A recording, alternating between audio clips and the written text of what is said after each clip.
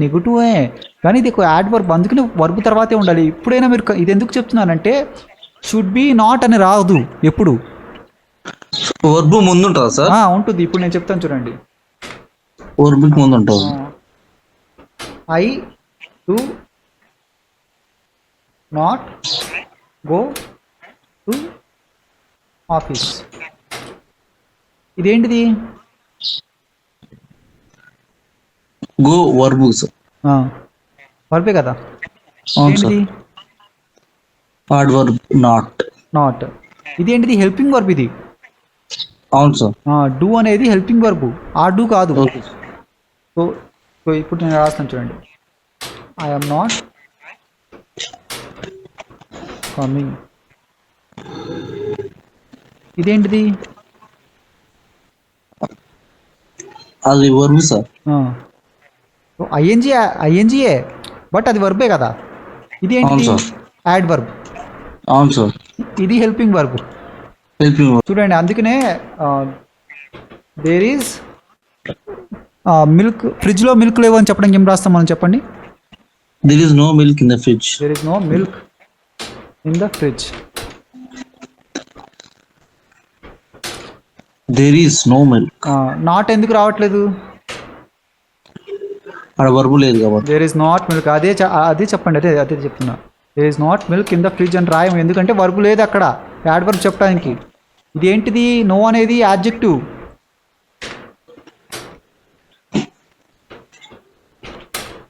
ఇదేంటిది? మిల్క్ అనేది అన్కౌంటబుల్ నౌనే కదా.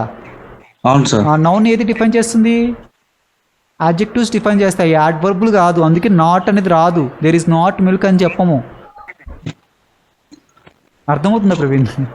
అర్థమవుతుంది సార్. ఇక్కడ ఏం చెప్పాము చూడండి, ఐఎమ్ నాట్ కమింగ్ అని చెప్పాము, ఐఎమ్ నో కమింగ్ అని చెప్పట్లా. అవును సార్. I'm not coming. అందుకే చెప్పండి. Hard verb objective. నాట్ అని ఆబ్జెక్టివ్ నౌన్ ముందు ఉంటుంది. అవును, యాడ్జెక్టివ్ నౌన్ ముందు ఉంటుంది. అదిగోండి నౌన్ ముందేగా ఉంది. అవును సార్. ఇక్కడ నౌన్ ముందు ఉంది. There is no milk. No అనేది కూడా యాడ్జెక్టివే. అవును సార్. మై అనేది మై హౌస్, మై అనేది కూడా adjective, positive determiners, positive adjectives. అవును sir. Her house, her car, his car, there class, వాళ్ళది ఓనర్షిప్ అని చూపిస్తుంది. అది యాడ్జెక్టివే, అది నౌన్ అవుతుంది.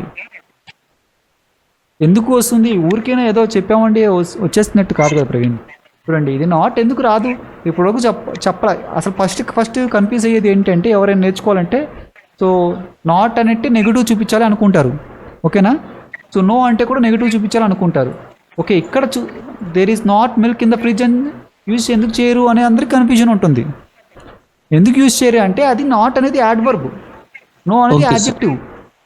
యాడ్జెక్టివ్ తీసుకెళ్ళి వర్బ్ ముందు పెడతాం, కానీ ఒకవేళ యాడ్జెక్టివ్ ముందుకైనా పెట్టచ్చు, డిఫైన్ చేస్తుంది. యాడ్ వర్బ్ అనేది యాడ్జెక్టివ్ని డిఫైన్ చేస్తుంది, తర్వాత వర్బ్ని డిఫైన్ చేస్తుంది, ఇంకో యాడ్ వర్బ్ని కూడా డిఫైన్ చేస్తుంది.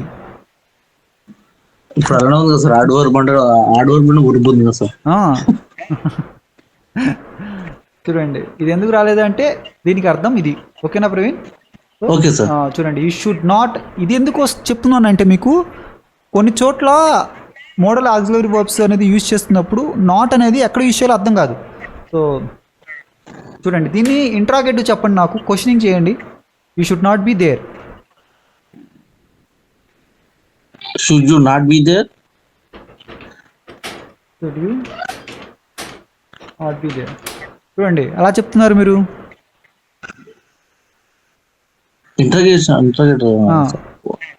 కరెక్టే కదా మీరు చెప్పింది? అవును సార్. మీకు ఎలా తెలిసింది ఈ నాట్ ఇక్కడ యూజ్ చేయాలని? అందుకని నేను చెప్తున్నాను ఇదంతా. ఇంత క్లియర్ గా ఎవరు చెప్పలేదు తెలియాలి ప్రవీణ్, తెలియకపోతే ఎలాగా?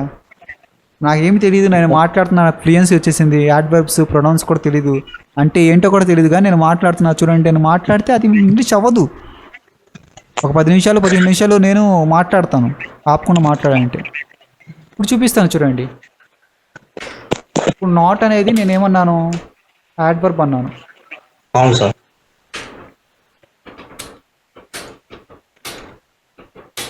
షీ ఈజ్ నాట్ సాడ్ అని చెప్తామా? అవును సార్. నాట్ అడ్వర్బ్ సాడ్ ఏమైంది? సాడ్ అండ్ నౌన్ అయింది సార్. సాడ్ ఎందుకు నౌన్ అవుతుంది ప్రవీణ్? సాడ్ యాడ్జెక్టివ్ కదా.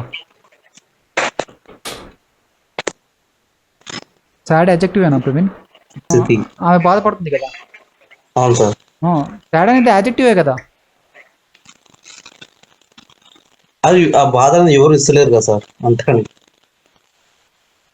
ఓకే, అది ఐఎన్జీ యాడ్జెక్టివ్స్ కదా. అవును sir. First noun be plus noun నేర్చుకున్నాం కదా Praveen. Be plus noun be plus adjective నేర్చుకుందాం ఫస్ట్ మనం. అవును sir. So she's doctor, she's doctor అవును సార్. యాడ్జెక్టివ్ అంటే. సో యాడ్వర్బ్ ఏంటంటే యాడ్జెక్టివ్ని కూడా డిఫైన్ చేస్తుంది.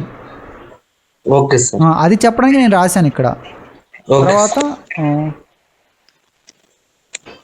She is not going there. Going ఏమైంది? వర్బ్ అయిందా? అవును సార్. అంటే యాడ్వర్బ్ మనకు తెలుసు. యాడ్వర్బ్ వర్బ్ని కూడా డిఫైన్ చేస్తుందని తెలుసు మనకి యాక్చువల్గా. అవును సార్. ఇంకోటి కూడా ఉంది యాడ్వర్బ్.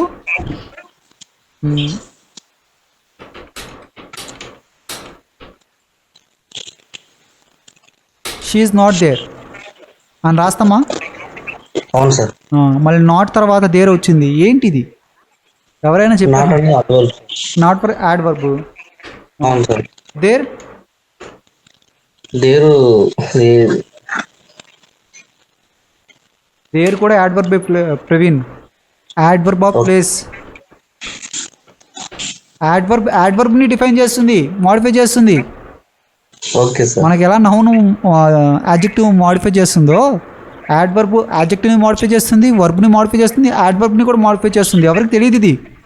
ఎప్పుడైనా ఇది ఎందుకు అసలు నాట్, షీ ఈజ్ నాట్ అని చెప్పాము, ఇక్కడ వర్బ్ రాలేదు, ఎలాగా అని చెప్పారు? ఎవరు చెప్పలా నాకు తెలిసి, ఎవరు చెప్పరు కూడా. అవును సార్. ఎందుకంటే అది adverb. She is not there, she is not here. So అది మాత్రం చెప్తారు. వర్బ్ని ఒకవేళ యాడ్వర్బ్ చెప్పాలంటే వర్బ్ని డిఫైన్ చేస్తుందని చెప్తారు చాలామంది. అవును sir. Adjective she is not beautiful అని చెప్తాము. She is not beautiful. Beautiful అనేది యాడ్జెక్టివ్ అని మనకు తెలుసు. మరి నాట్ ఎలా వచ్చింది? ఎందుకంటే అదొక యాడ్వర్బ్. యాడ్వర్బ్ యాడ్జెక్టివ్ని కూడా మాడిఫై చేస్తుంది. Okay sir. అది క్లారిటీ ఇవ్వడానికి నేను రాశాను. ఓకే. అడ్వర్బ్ యాడ్జెక్టివ్ ని ప్లస్ వర్బ్ ని కూడా డిఫైన్ చేస్తుంది. అవును, వర్బ్ యాడ్వర్బ్ ని కూడా చేస్తుంది, మళ్ళీ ఇంకో యాడ్వర్బ్ ని కూడా. Okay sir. మూడు adverb plus adverb, adverb plus verb, adverb plus adjective. అవును. వి వర్ నాట్